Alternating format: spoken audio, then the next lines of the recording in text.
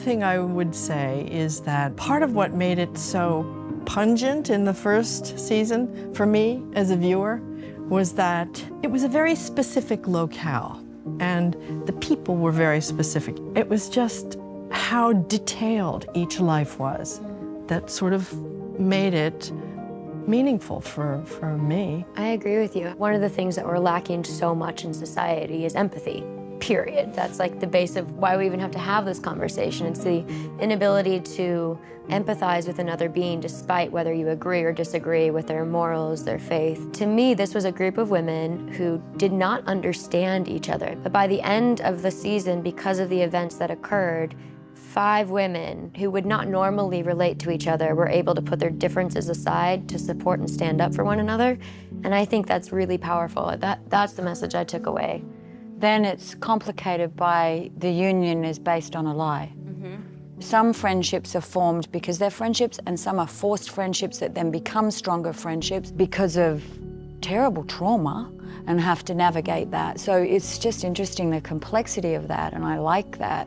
And the more we sort of delved into that and didn't run away from that, I think the deeper and richer and probably more truthful we managed to get, which is what you were always fighting for through the whole piece. Well, that was the thing I was most excited about this season, was that idea that you've calculated this perfect alibi and we're all colluding to tell the same story, but you know, invariably something is going to go on and someone's going to break the chain.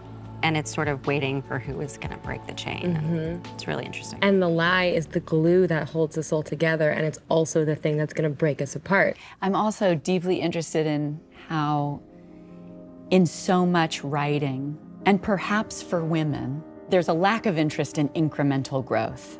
And there's an interest in how, by the end of this arc, this journey, we're going to become these evolved sides of self.